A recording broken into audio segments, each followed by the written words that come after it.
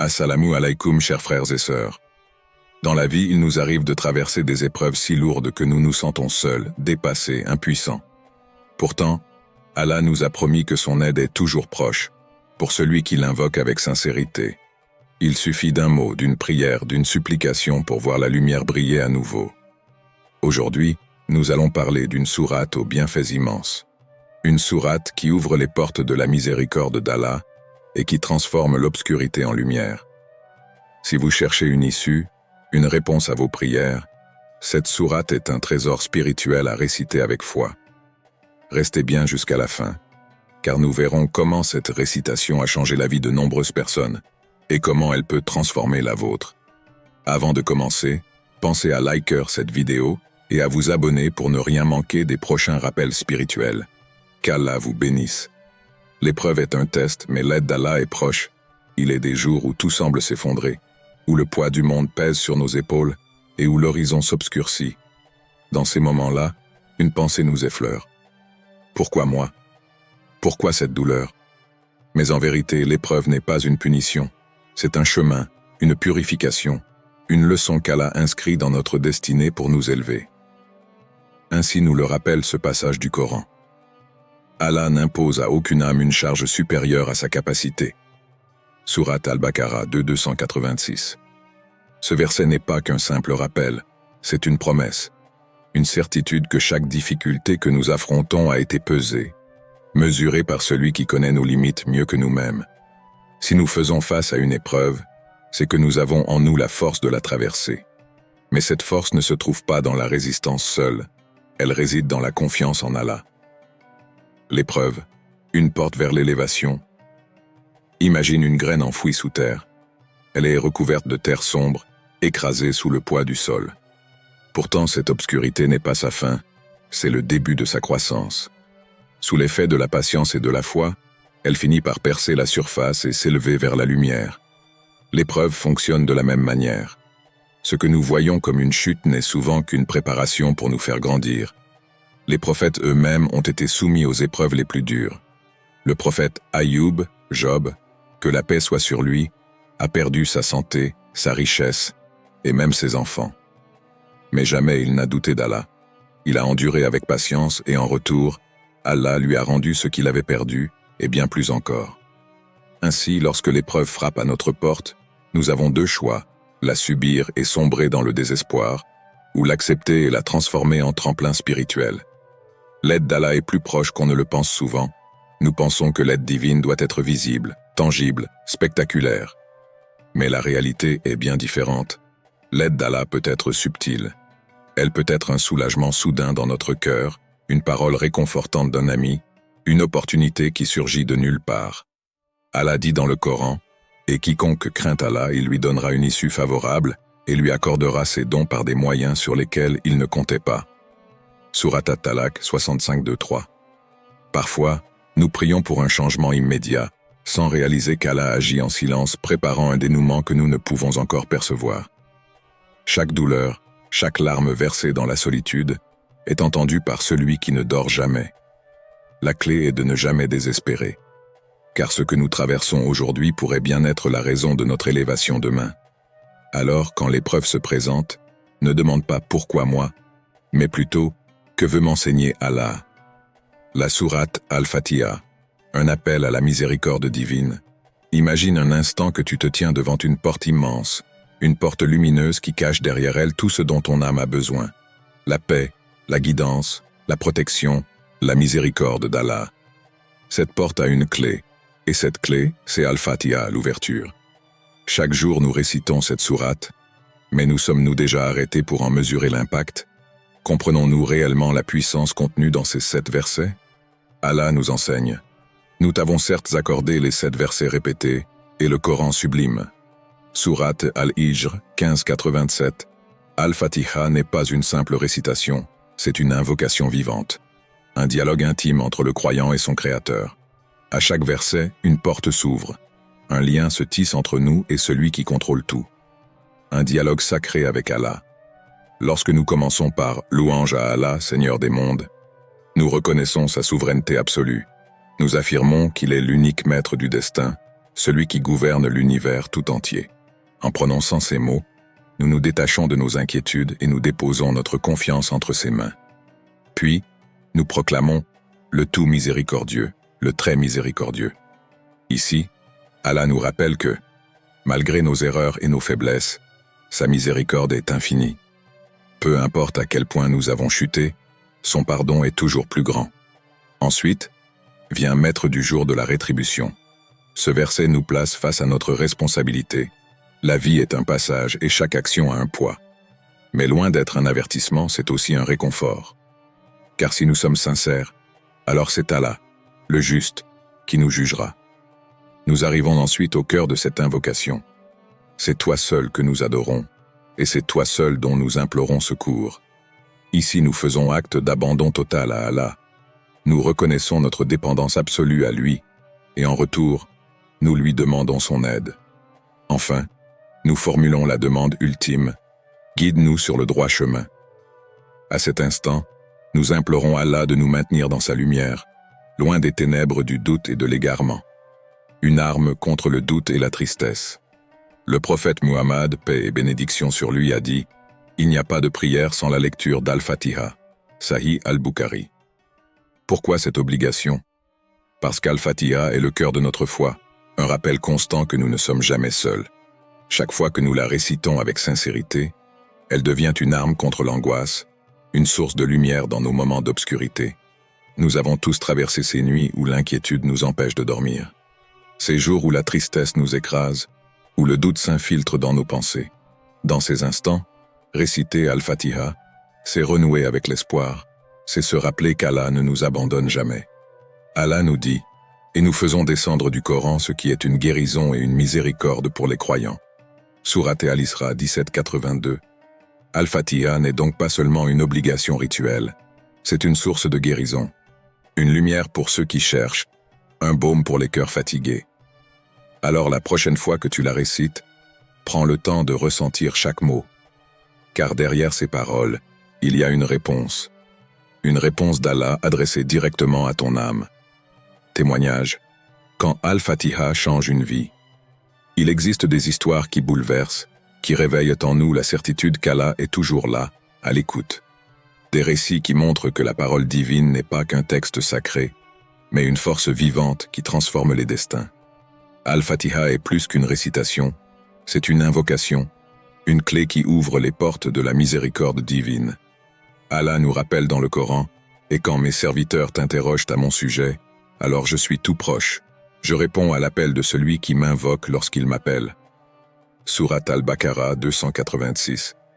Ces paroles ne sont pas de simples promesses, elles sont une réalité pour ceux qui les vivent avec foi. Écoutons maintenant les témoignages de ceux qui ont vu leur vie basculer grâce à cette sourate. L'histoire d'un commerçant ruiné, la fortune perdue et retrouvée. Imagine un homme qui a travaillé toute sa vie pour bâtir son commerce. Un jour, il envoie un bateau chargé de marchandises précieuses vers une autre ville. Mais le destin en décide autrement. Une tempête surgit, les flots se déchaînent et son bateau disparaît sous les eaux. Tout est perdu. Désespéré, il erre dans les rues, ne sachant plus vers qui se tourner. Chaque porte qu'il frappe reste fermée. Chaque espoir s'efface un peu plus. Jusqu'à ce qu'il se rappelle d'Allah. La nuit tombée, il se retire dans une mosquée. Il pleure, il invoque, et surtout, il récite Al-Fatiha encore et encore, inlassablement. Il ne demande pas de richesse, seulement un signe, une lumière, une direction. Quelques jours plus tard, un homme vient à lui et lui raconte qu'un navire échoué a été retrouvé près de la côte. Curieux, le commerçant s'y rend et découvre une partie de ses marchandises intactes. Un inconnu, touché par son histoire, l'aide à récupérer ce qu'il peut et lui propose un partenariat qui relance son activité. Que s'est-il passé? Un miracle? Un simple hasard? Non, c'est l'aide d'Allah qui s'est manifestée à travers les moyens qu'il a choisis. Allah promet, et quiconque place sa confiance en Allah, il lui suffit. Sourate At-Talaq 65:3. L'histoire d'une mère et son enfant malade, une prière qui change le destin. L'amour d'une mère pour son enfant est l'un des plus purs sentiments qu'Allah ait placé dans ce monde. Mais imagine une mère dont l'enfant est frappé par une maladie inconnue. Chaque nuit, elle veille sur lui, chaque jour, elle cherche un remède en vain. Les médecins sont impuissants. Aucun traitement ne fonctionne. L'espoir s'amenuise et la peur s'installe. Mais dans son cœur, elle garde une certitude. Allah ne l'abandonnera pas. Un soir, alors que son enfant respire faiblement, elle s'isole dans une pièce. Elle lève les mains et récite Al-Fatiha avec une foi inébranlable. Elle ne supplie pas seulement pour la guérison, mais pour que la sagesse d'Allah guide ses pas. Au matin, un visiteur inattendu frappe à sa porte. C'est un médecin qu'elle n'a jamais rencontré. Il a entendu parler de son fils et lui propose un traitement alternatif, un remède différent, un espoir nouveau. En quelques jours, l'état de l'enfant s'améliore. Allah dit « Il y a certes dans cela un rappel pour quiconque a un cœur, prête l'oreille et est témoin. » Sourate Kahf, 50-37.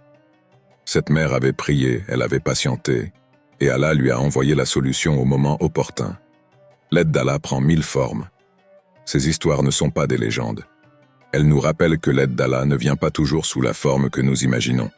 Parfois, c'est une porte qui s'ouvre au moment où l'on pensait tout perdu. Parfois, c'est un étranger envoyé sur notre chemin pour nous guider. Parfois, c'est une paix soudaine qui envahit notre cœur en pleine tempête. L'essentiel est de croire, d'invoquer et de patienter. Alors, la prochaine fois que tu récites Al-Fatiha, ne la lis pas simplement, ressens-la. Parce qu'entre ces mots, il y a une promesse divine, un souffle d'espoir, et peut-être la réponse que tu attends. Comment réciter Al-Fatiha pour attirer l'aide divine? Il y a une immense différence entre dire et ressentir. Beaucoup récitent Al-Fatiha mécaniquement, sans réaliser qu'ils tiennent entre leurs mains un trésor spirituel. Mais imagine un instant. Si tu savais qu'une seule récitation pouvait ouvrir les portes de la miséricorde divine, la réciterais-tu avec plus d'attention, plus d'amour, plus de conviction? Le Coran nous enseigne. Et rappelle-toi ton Seigneur dans ton âme avec humilité et crainte, et à voix basse, à l'aube et au crépuscule. Et ne sois pas du nombre des insouciants. Sourate Al-Araf, 7-205. Al-Fatiha n'est pas un simple verset. C'est une invocation vivante. Une clé qui ouvre la porte entre toi et Allah. Mais pour qu'elle agisse réellement, elle doit être récitée avec le cœur. Premier. L'intention, purifier son cœur avant de réciter. Avant de réciter Al-Fatiha, fais une pause. Ferme les yeux. Respire profondément. Rappelle-toi pourquoi tu es là, face à ton Seigneur. L'intention est le fondement de toute action.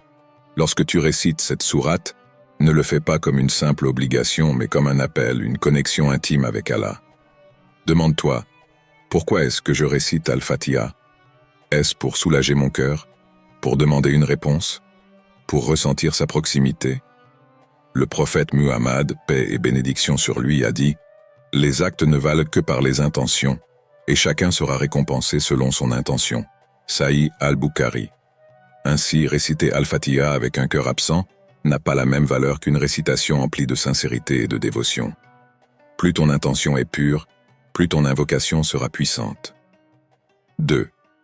Comprendre les paroles pour ressentir leur impact Al-Fatiha est une conversation directe avec Allah, mais combien d'entre nous en comprennent chaque mot? Si tu savais que chaque phrase de cette sourate est une réponse divine, la dirais-tu différemment? Lorsque tu dis « Louange à Allah, Seigneur des mondes », imagine-toi face à l'immensité de l'univers reconnaissant sa grandeur. Quand tu prononces « Le tout miséricordieux, le très miséricordieux », ressens l'amour d'Allah envelopper ton âme. Et lorsque tu dis « C'est toi seul que nous adorons, et c'est toi seul dont nous implorons secours », fais de ces mots une déclaration sincère de dépendance totale envers lui. Le Coran dit « Ne médite-t-il pas sur le Coran? Ou y a-t-il des cadenas sur leur cœur » Sourate Muhammad, 47-24. Brise ces cadenas, approfondis le sens de chaque verset et laisse les mots résonner en toi. 3. Réciter avec concentration, éteindre le bruit du monde. Combien de fois avons-nous récité Al-Fatiha tout en pensant à autre chose? Nos esprits vagabondent, distraits par le tumulte de la vie. Pourtant, si nous voulons réellement ressentir l'effet de cette sourate, nous devons apprendre à nous détacher du monde et à plonger en Allah. Quelques conseils pour une récitation concentrée. Trouve un endroit calme, loin des distractions. Récite lentement, en articulant chaque mot. Ferme les yeux et imagine que tu es devant Allah, lui parlant directement. Laisse chaque verset pénétrer ton cœur et apaiser ton âme. Le prophète, paix et bénédiction sur lui, nous a enseigné que lorsqu'un croyant récite Al-Fatiha, Allah lui répond à chaque verset. Alors, récite-la comme si Allah te répondait à cet instant même. Quatrième, terminé par une supplication. Confier son cœur à Allah Al-Fatiha est une ouverture, une invitation à un dialogue intime avec Allah. Et après avoir récité cette sourate, que fais-tu? Tu refermes ce moment sacré ou tu en profites pour parler à Allah. Ne quitte jamais cette sourate sans une supplication. Demande à Allah ce dont tu as besoin. Exprime-lui tes peines, tes espoirs, tes inquiétudes. Parle-lui comme à un confident, car il écoute chaque mot, chaque souffle, chaque battement de ton cœur. Le Coran nous assure « Invoquez-moi, je vous exaucerai ». Sourate Ghafir 40-60. Alors, après Al-Fatiha, lève les mains et dis « Ya Allah, guide-moi sur le droit chemin, éclaire mon cœur, apaise mes tourments et accorde-moi la patience. Toi seul peux répondre à mes prières. » Al-Fatiha, un secret qui change tout. Cette sourate est bien plus qu'une simple récitation. C'est une arme contre l'angoisse, un remède pour l'âme, un pont entre toi et Allah. Alors, à partir d'aujourd'hui, récite-la avec conscience, avec foi, avec amour. Parce qu'entre ces 7 versets se cache un trésor qui n'attend que toi pour être découvert. Les meilleurs moments pour réciter Al-Fatiha. Il y a des instants où notre cœur est plus réceptif, où notre âme est en quête d'un apaisement profond. À ces moments précis, les mots d'Al-Fatiha résonnent différemment. Ils ne sont plus seulement des paroles récitées, mais un souffle qui nous relie à Allah, une lumière qui éclaire notre chemin. Allah nous rappelle dans le Coran « Et invoque ton Seigneur en toi-même, avec humilité et crainte, à voix basse, à l'aube et au crépuscule. Et ne sois pas du nombre des insouciants. » Sourate Al-Araf 7-205. Il y a donc des moments privilégiés où la récitation d'Al-Fatiha devient une porte vers la sérénité et la miséricorde divine. Explorons ces instants où cette sourate peut transformer nos vies. Premier, pendant la prière, un dialogue sacré avec Allah. 5 fois par jour, nous nous tenons devant Allah. Chaque prière est une rencontre avec notre Créateur, une opportunité de lui parler et de recevoir son aide. Et à chaque raka, nous récitons Al-Fatiha, car elle est le cœur de notre connexion avec lui. Le prophète Muhammad, paix et bénédiction sur lui, a dit « Allah a dit, j'ai partagé la prière entre moi et mon serviteur en 2 parties, et mon serviteur aura ce qu'il demande. Lorsque mon serviteur dit « Louange à Allah, Seigneur des mondes », je dis « Mon serviteur m'a loué ». Sahih Muslim. Réciter Al-Fatiha dans la prière, ce n'est donc pas une simple obligation, c'est un échange avec Allah lui-même. Chaque verset est une réponse, une interaction directe entre le Créateur et son serviteur. Alors, la prochaine fois que tu pries, ressens Al-Fatiha. Ne te précipite pas, prononce chaque mot avec conscience, avec amour, avec l'espoir que ton Seigneur t'écoute et te répond. 2. Le matin et le soir, une protection contre l'invisible. Le début et la fin de la journée sont des moments clés. Le matin, nous avons besoin de guidance, de force pour affronter ce qui nous attend. Le soir, nous avons besoin de paix, de protection contre les angoisses et les dangers invisibles. Allah dit « Et glorifie-le avant le lever du soleil et avant son coucher. » Sourate Kaf 50-39. Après Fajr et après Maghrib, réciter Al-Fatiha, c'est s'envelopper de sa lumière et de sa protection. Le matin, elle nous donne l'énergie spirituelle nécessaire pour débuter la journée avec confiance. Elle nous rappelle que quoi qu'il arrive, Allah est avec nous. Le soir, elle nous aide à déposer nos fardeaux et à remettre nos inquiétudes entre les mains du tout miséricordieux. Faisant une habitude, chaque matin et chaque soir, récite Al-Fatiha avec intention. Sans qu'Allah pose son regard sur toi, qu'il t'accompagne à chaque instant. 3e. Dans les moments de tristesse, une guérison pour le cœur. Il y a des jours où la douleur est trop lourde, où l'âme est fatiguée. Dans ces instants, nous cherchons désespérément un refuge. Et ce refuge, c'est Allah. Le Coran nous enseigne. Certes, c'est dans le rappel d'Allah que les cœurs trouvent la quiétude. Sourate Ar-Ra'd 13-28, Al-Fatiha est un remède spirituel, un apaisement pour l'âme tourmentée. Chaque verset est une caresse sur les blessures invisibles, un baume qui guérit les douleurs silencieuses. Si tu es triste, récite Al-Fatiha et laisse ces mots réconforter ton cœur. Si tu es perdu, récite Al-Fatiha et demande à Allah de te guider. Si tu es envahi par l'angoisse, récite Al-Fatiha et sens la paix descendre en toi. Essaie. Un jour de tristesse, éloigne-toi de tout, ferme les yeux et récite Al-Fatiha lentement. Ressens comment chaque parole dissipe peu à peu le poids sur ton cœur. 4e. Avant de dormir, un remède contre les tourments de la nuit. Le sommeil est un état où nous sommes vulnérables. Nos pensées s'emballent, nos peurs ressurgissent, et parfois nous nous réveillons agités, troublés. Mais Al-Fatiha, lorsqu'elle est récitée avant de dormir, devient une protection contre les ténèbres visibles et invisibles. Le prophète, paix et bénédiction sur lui, nous a enseigné « Quiconque récite une partie du Coran avant de dormir, Allah envoie un ange pour veiller sur lui toute la nuit. » At-Tirmidhi. En récitant Al-Fatiha avant de fermer les yeux, tu demandes à Allah de protéger ton âme pendant la nuit. Tu éloignes les cauchemars et les angoisses nocturnes. Tu t'endors avec la sérénité de celui qui a placé sa confiance en Allah. Et c'est cette habitude ce soir. Récite Al-Fatiha doucement, allongé en te concentrant sur chaque mot. Demande à Allah de t'accorder un sommeil paisible et réparateur. Tu verras la différence. Al-Fatiha, une source de bénédiction à chaque instant. Il n'y a pas de moment où Al-Fatiha n'est pas bénéfique. Chaque seconde de notre vie est une opportunité pour la réciter et recevoir l'aide divine. Avant une décision importante, récite Al-Fatiha et demande à Allah de guider ton choix. Dans un moment de doute, récite Al-Fatiha et ressens la certitude envahir ton cœur. Avant un examen, un entretien, un voyage, récite Al-Fatiha et mets ta confiance en Allah. Allah dit « Et quiconque place sa confiance en Allah, il lui suffit. » Sourate At-Talaq, 65.3. Alors intègre Al-Fatiha à chaque moment clé de ta vie, fais-en ton refuge, ton arme, ton apaisement, et regarde comment Allah, à travers cette sourate, transforme ton existence. Chers frères et sœurs, souvenons-nous toujours qu'Allah est proche de ceux qui l'invoquent. Peu importe l'épreuve, la solution est entre ses mains. La sourate Al-Fatiha est une clé précieuse que nous devrions utiliser chaque jour. Elle est plus qu'un simple passage du Coran.